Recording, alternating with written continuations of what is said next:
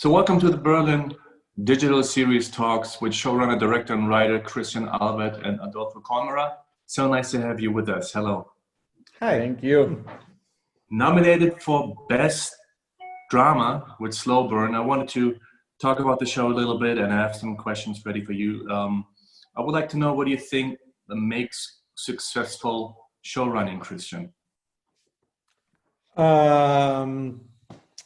Well, I think it's the showrunner's job is to coordinate all the different creative input from all the people that are involved on a show, so that it matches one vision and is coherent and not chaotic. And I think it used to be that this was, at least in Germany, was fulfilled this position from the network executives.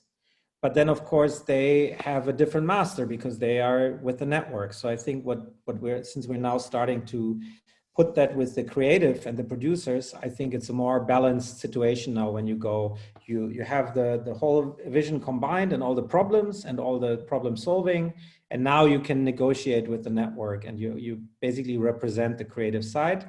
But also you really have to, at least in the way I interpret the position, you also have to make it work for the budget.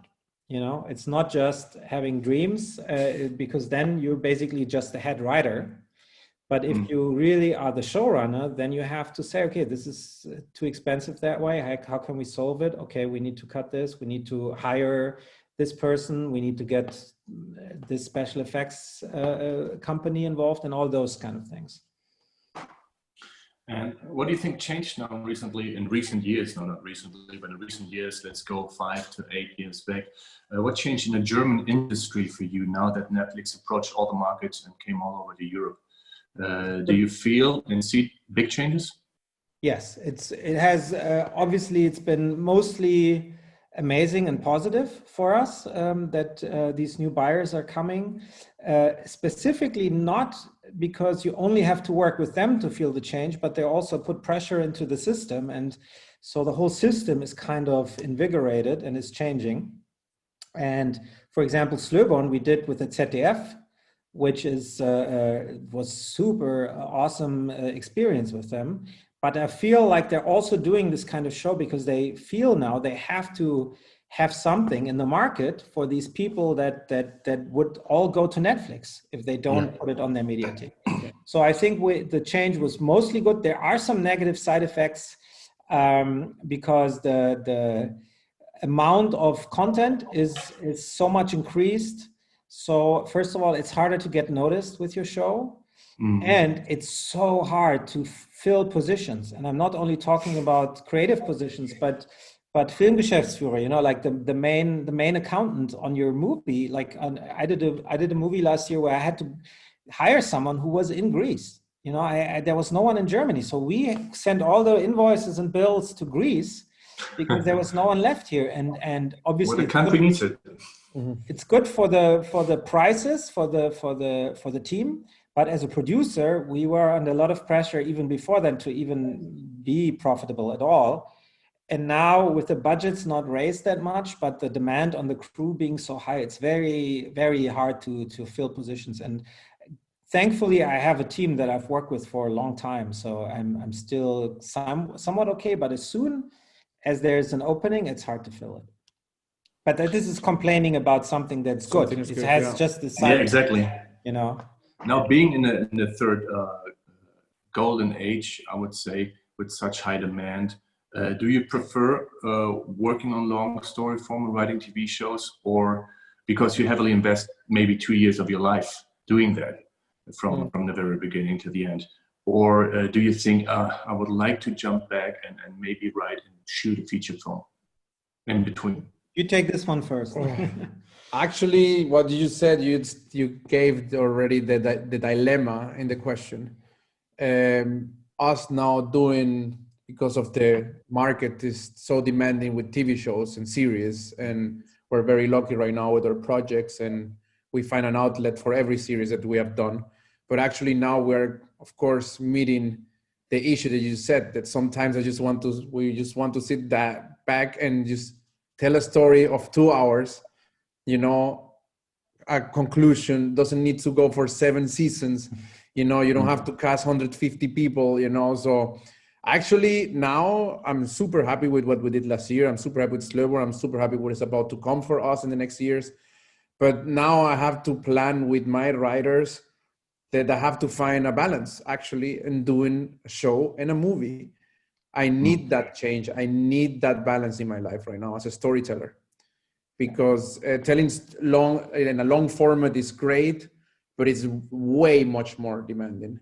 You know, it feels that you have much more time, but actually it's not. You know, it took me 1 year to do a movie. It takes you roughly now 1 year to do a show, and it's high pressure, you know, like it's a lot to do. It's a lot to handle. When you're the showrunner, you handle other stuff that you don't handle as a director, you know. So to answer your question, for me, I need a balance. My dream life would be now one show, one movie, one show, one movie. And for me, it's already like that.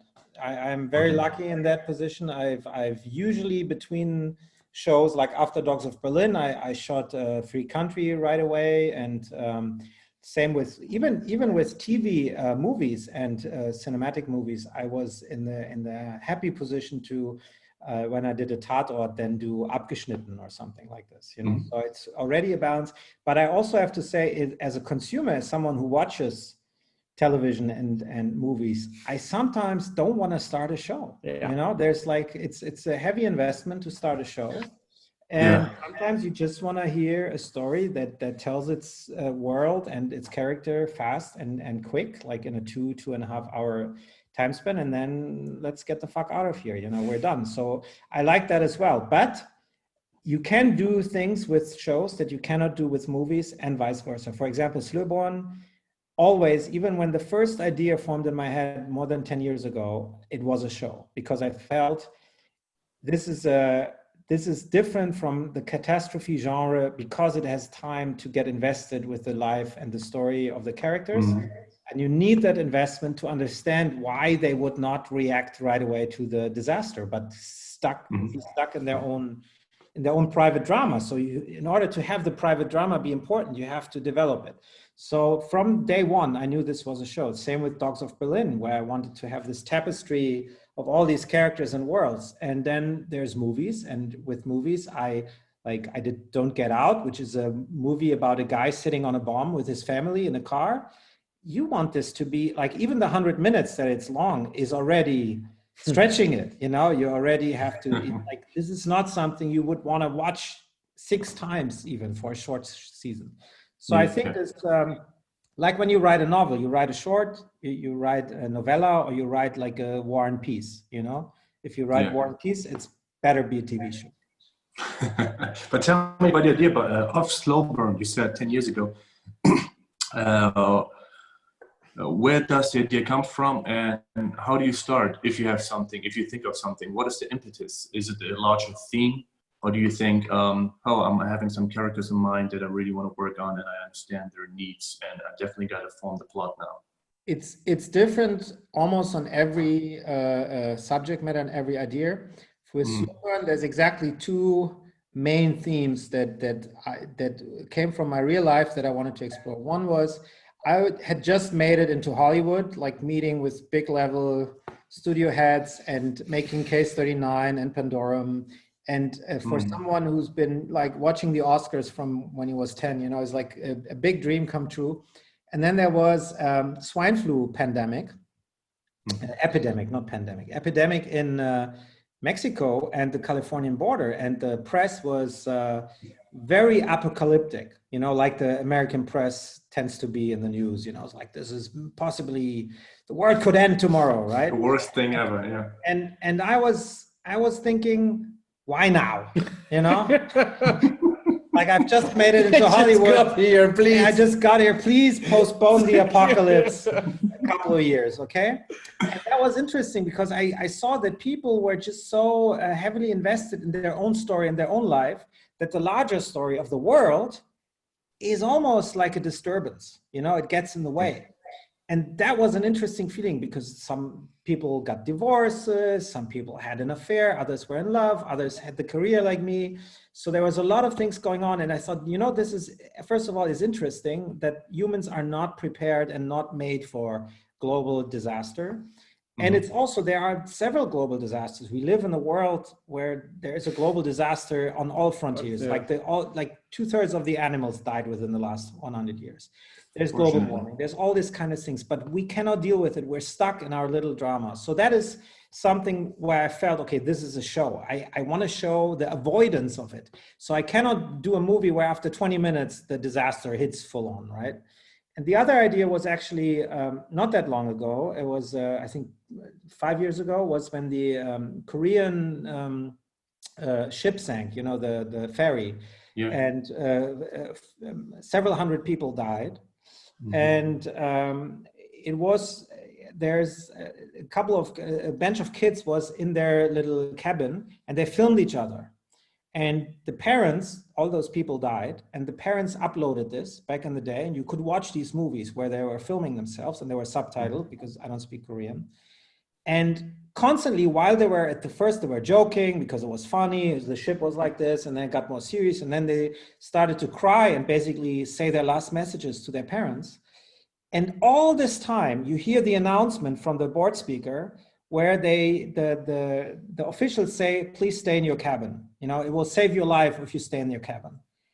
And then you find out that the captain is already gone, and that everybody who listened to these announcements is dead, and people who wouldn't listen to the announcement stayed alive. And for my character, I would be originally the one guy to say, okay, these guys are trained. Me too. They know what they're doing. They're the officials. I have a better chance of surviving by listening to them, right? And I didn't. I would have died.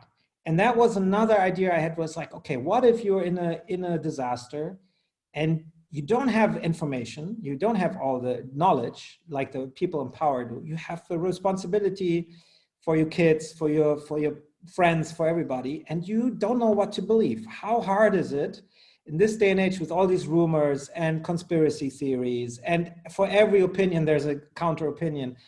This really fucks us up as a society because you don't know who to trust and what to do. So I felt like maybe 50 years ago would have been easier to handle, to deal with that kind.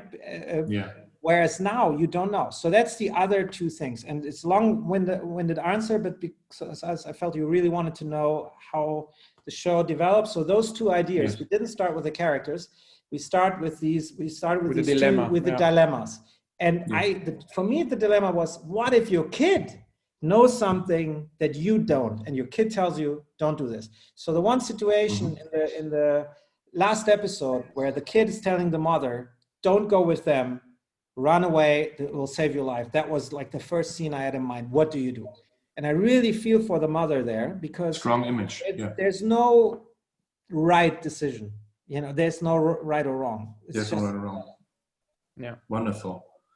You guys working together, shooting such an amazing show, and I can't wait. And I hope there will be a second season.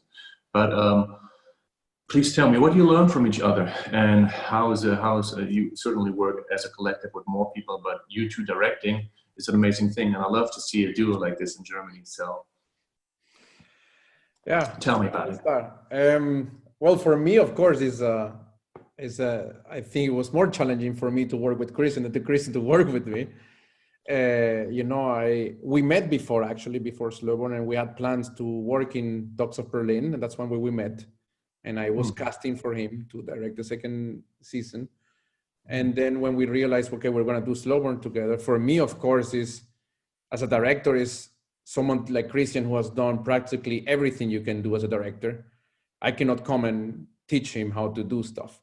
You know, I have to trust my instinct and my methods and come with a clear mind because he's a showrunner. That's something that I like about this. I believe in merit and in rank. I do believe in that.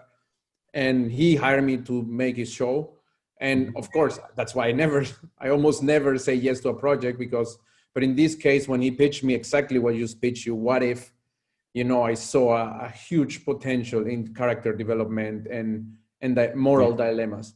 That's my kind of things. That's what I always wanted to do. And when we started talking and realizing that we have the same kind of questions and not answers, you know, that's something, by the way, that I learned with Paul Haggis in your workshop. He always says 2 more questions, less answers, you know, and I believe in that.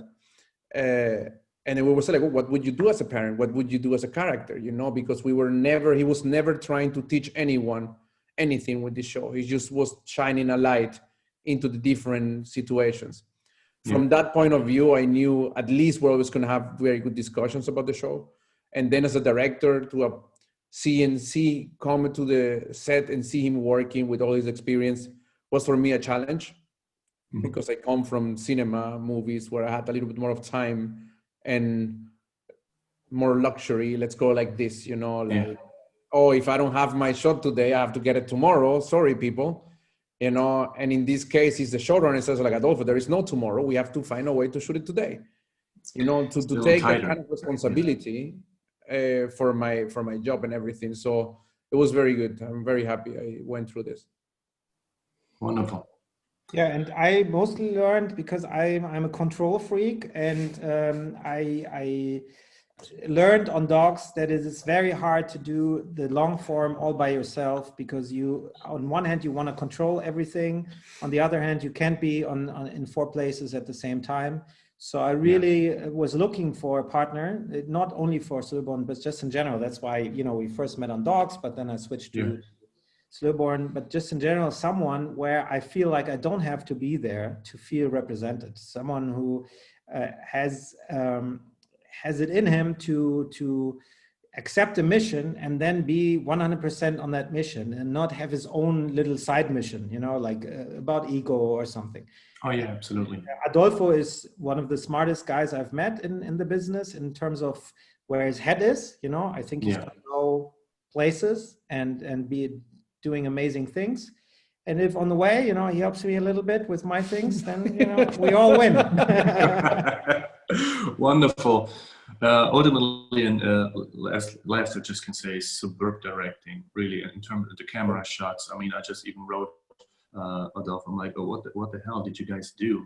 How many cameras and like how many days? This is amazing. The way you captured it, the framing, everything. Probably we always talking about who's the actor's director, and I think both of you have that for sure. And it's amazing. It was amazing to watch. I enjoyed it. I binged it actually right away to make a decision, and I'm happy that you're running in competition. And I wish you best of luck. We will know tomorrow, I guess. Yeah. Thank you. Thank you very much for the invitation, and for, you know, for watching and nominating. It's very nice. You know, I go every year to your festival, so it's actually, for me, it's like year one. Yes, it's 1 year Paul Haggis, 2nd year Paul Haggis, 3rd year Paul Haggis. Then now it's just like, it's pretty nice to have the circle, see it there. Yeah. There you go. No, definitely. I hope you guys are going to come next year when everything is back to normal, in the sense that we can see each other face to face and shake hands. Yeah, it's always a beautiful feeling, the human vibration, energy. That's what we miss. Miss sharing the festival spirit with you guys. I thank you so much. That was an amazing talk with you guys. I think you got to keep working now. Yes. Yeah. Our team as well. So you're free to go. And thank you so much again. Before we were like, let's see if we can work together. Now we're friends. Look at us. Love to see that. Wonderful. Thank you so much. See you. Bye-bye. Ciao. Bye-bye.